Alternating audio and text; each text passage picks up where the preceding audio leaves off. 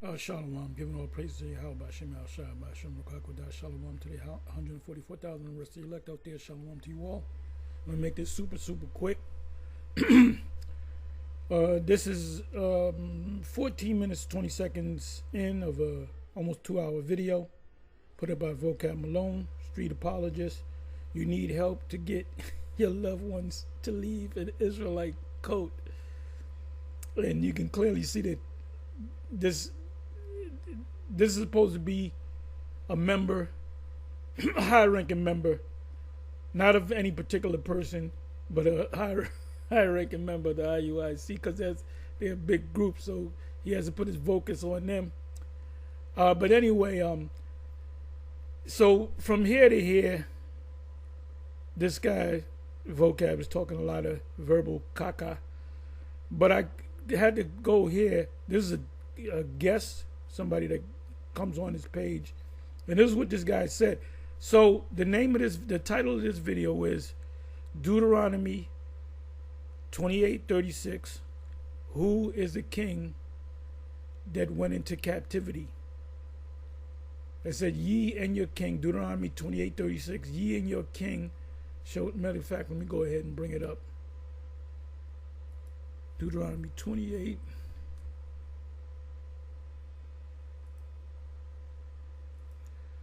So I can read it verbatim, and I may even read it in the NLT.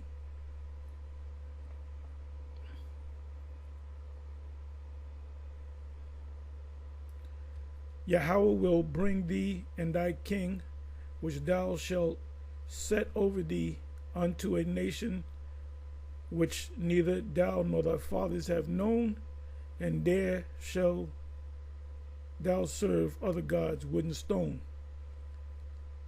Yahweh shall bring thee and thy king, which thou shalt set over thee, unto a nation which neither thou nor thy fathers have known, and there shalt thou serve other gods, wood and stone. Do we serve the gods of Assyria? Because they'll say it's Assyria. They'll say anything. I'm just throwing that word out. Syria, the Babylonians. Let's go to the NLT. Let's go to the NLT. So this is the question to all of you Israelites. Who is the king? Who's the king? This is a question that Pastor Mike or Elder Mike had asked members of the leadership of Detroit IUIC. Who's the king? Who's the king in Deuteronomy 28:36? They didn't have an answer. Then one of the brothers, the heavyset brother, said, the big brother, he said, the white man. So we got the white man as our king. Okay. So they didn't have, I don't know if they did a lesson on it. I don't know if the great apostle, the great bishop, Nate, broke it down the right way. So I don't know if they teach it or they just hope that it never comes up again. Yahweh will exile you and your king to a nation unknown to you and your ancestors. Oh, wow. We knew about Assyria. We knew about the Babylonians. We knew about the surrounding nations. We knew about Moab. We knew about Edom. We knew about all those nations. It says there, and I'm going to read this again.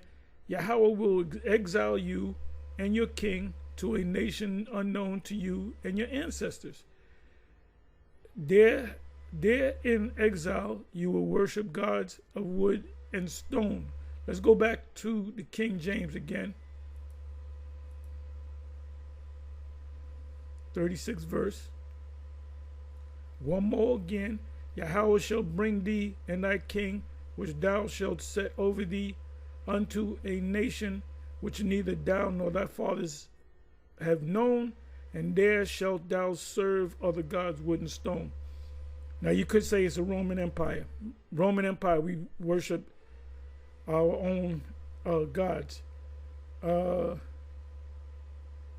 it's not the Greeks, it's not the Romans, it's not the Assyrians, it's not the, and this is my take. I'm thinking out loud. Not the Babylonians, not the Moabites. So who is the king and Deuteronomy 28:36. So let's listen to what. Let me find it. Okay, here we go. 14 minutes and 26 seconds in. To get into scriptures and whatnot with them, but just a couple of tips that I usually do with them, because their entire doctrine is based off of Deuteronomy 28, and they'll only read verse. Of course, we know that the slave ships, but none of them can answer, which king went into captivity, Deuteronomy 30 or 28:36. I can answer it, but it'll go over your head.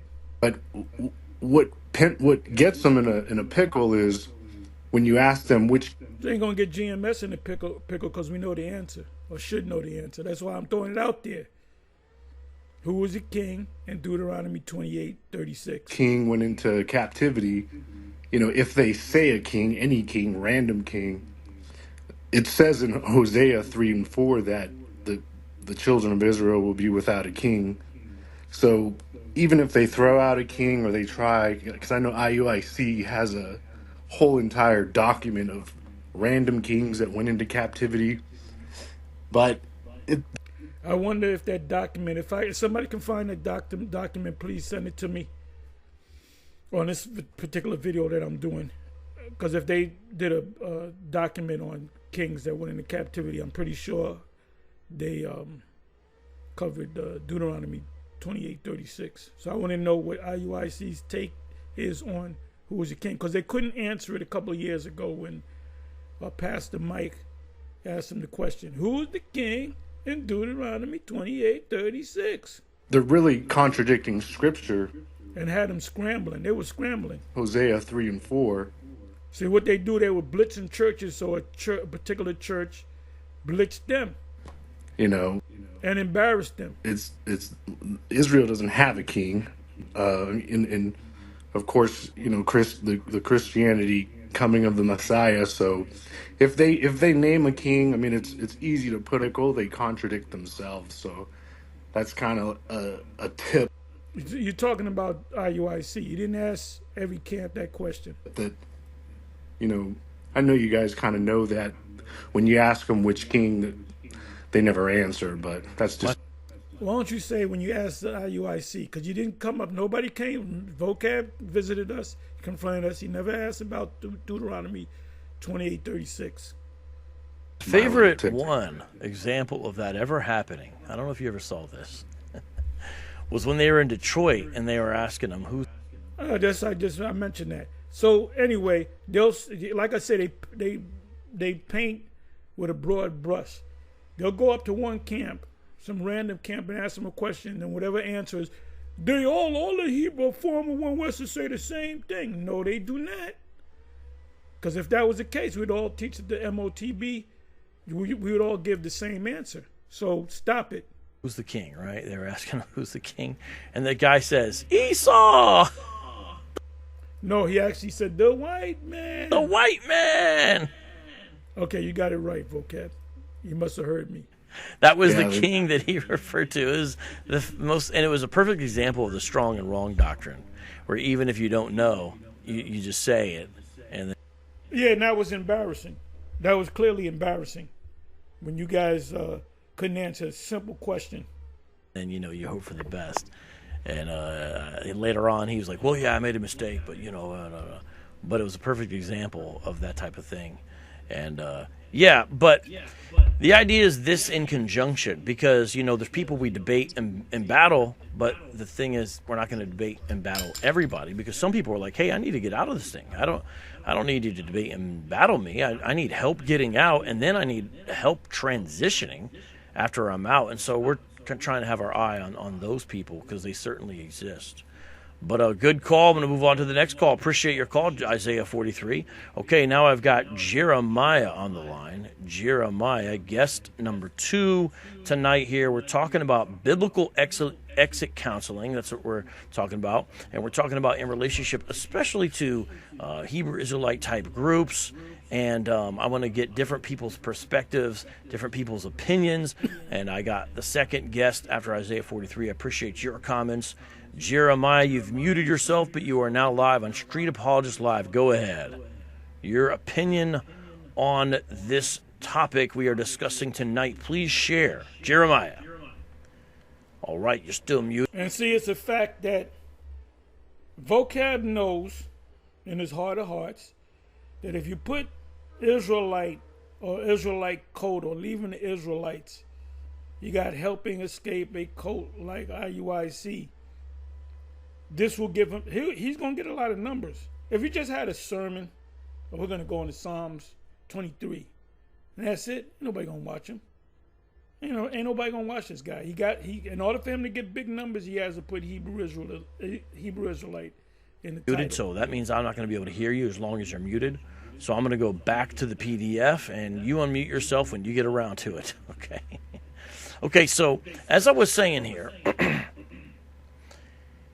we want this process where we can share information with a cult-involved person. And it is... And by the way, he used the word cult. Cult just means worship. Roman Catholicism is a cult. It's a thing that you worship. You worship the God of the Bible, but they believe it's a white man. Any group of people, anything that you worship a woman, it's a cultic worship. There's a term, cult of personality. Difficult and sad that there's been very little work done in the area of what I'm going to call biblical exit counseling. Biblical exit counseling. So we need to take some steps here to develop a basic biblical and gospel-centered model that we can use for local ministry. That's what we need here. And any of you members of GMS that feel that you're under pressure and you want to get out, just leave. Don't even let nobody know. Just leave. Just don't come back no more. Okay? So that proves that we're not a religious cult. The religious cult, they do anything to keep you in. No, we turn people from coming. You got to wait a couple of years to get in the camp. And if you ain't doing the right thing, we're going to kick you out in a heartbeat. So we certainly ain't a cult according to the way that these guys use it. Over time, I personally hope to inspire and encourage people who are even more qualified to exceed the basic. Oh, the individual was Isaiah 43, I think his name was, his handle was. I believe he mentioned Hosea 3 and 4 when it said you shall have no king. When did that was a prophecy. When did that come to pass? Because according to during that time when it was written, there was a king of Judah and a king of Israel at that time. Basics that I'm starting to lay out. What I mean is people with biblical counseling backgrounds and whatnot. I think that'll be very helpful. Let me do something.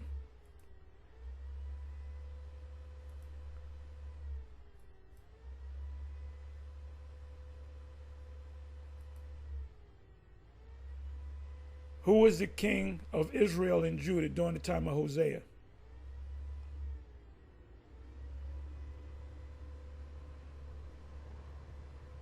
Hosea 1:1, the prophet identified the kings that ruled during his prophecy ministry. The first four, Uzziah, Jotham, Ahaz, and Hezekiah, reigned over the southern kingdom of Judah. So there you go.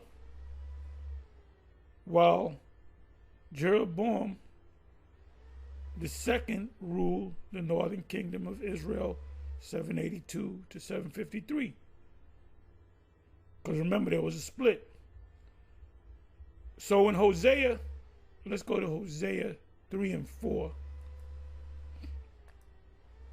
So I had to be talking about one of those kings, right? Hosea 3 and 4. For the children of Israel shall abide many days without a king. Well, during the time of Hosea, he mentioned 4 kings of Judah. Then he mentioned Jeroboam the second of Israel. This is when he made his prophecy. So it didn't take place, ye and your king. It didn't take place during the time of Hosea. Some Christians might say it has. So this is the future prophecy. After shall the children of Israel return and seek the Lord and David their king. So when did they do that? David was long dead. When did they look for David the king? When he was in the tomb of his fathers. So when did this take place? And where did the king go? When you had no king at that time. So when this prophecy came to pass, it was during the time where there was no king. Without a king, right? And then after they're going to return in the latter days. And shall fear Yahweh and his goodness in the latter day. Latter days is what I'm talking about now. So the king, so when we came over here into captivity, it was, that's all I'm going to say. I'm giving you the answer. Listen to it a little bit more, then I'm going to close. For people to do. So, there needs to be more done, but I'm taking some first steps. How do we do that? I'm going to say by applying gospel principles promoted by Jay Adams, and then later on Evolve by David Pallison. Those are 2 good examples of what I'm talking about here. Okay, as far as biblical counselors, and I'm going to continue on the paper. It looks like Jeremiah is with us now. And so I have more here. I'm going to continue as we talk about how to help people get out of this. We're going to develop some skills and techniques over time. But here we go with our second guest, Jeremiah, welcome to Street Apologists Live. What's your view of this issue? We're trying to figure out how to get these members of these Israelite camps to get out. And it's not, well, it'll work if you focus on the weak ones, the ones that are not of the elect. Let's listen to a little bit more, then I'm going to close. Go ahead. Can you hear me? Yeah, I can hear you. Go ahead. My view with this issue is, I'm an Israelite. Okay. But my doctrine and their doctrine is totally 2 different things. When you say their doctrine, Jeremiah, who do you mean? We don't believe that Esau is a white man. Okay. So that's an example of an... Okay, so the Yahweh Bashim Yahushua is not dealing with this guy at all. He's probably a Yah Israelite. Of a difference there, okay. We don't wear our fringes and a fold on all around our shirts. We wear it in the 4 corners of the garments. We don't act like we are militia. And then also... Why is this guy hiding his face? We don't speak La Kwandash. Lashwan Quadash. Yeah, whatever it's called. We speak the real Hebrew, or try to speak the real Hebrew. But I would like to say, I wish the brothers would get the shit together and stop fighting that man who they call Bishop, because when you argue with them, y'all argue about the same thing. Okay. Well, we here at GMS don't argue with Christians. We just dismiss them. We don't got nothing to say to them. They do not exist to us. They're demons. Starting with this guy right here. They're a joke. They're demons. And we'll call the cops on them. We'll close up. We make sure we're not around them. We don't want to have nothing to do with a Christian. Now, if you're a Jake that's a Christian, you want to learn, you got to openly denounce Christianity. We might have you piss on the cross or something. I don't know. And piss on the picture of Billy Graham.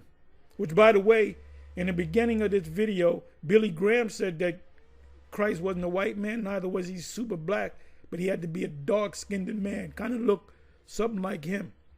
I'll play it before I leave if I remember. It's right in the beginning of this video, right at the countdown. And I remember when I don't know, I was 12, 13, Billy Graham used to do these, telecasts. And I remember him saying that. He spoke about the Messiah. He said, I don't believe he's white. I believe he's a so-called black man, a man of color. Let's go. Let's move on. Go ahead. Who argues with who? You on the GMS, I'm glad you said GMS. We're still in the ratings. When you speak about Israel, you got to mention GMS. ISSPUK. Y'all talk about the same doctrine. Like, it's like... Okay.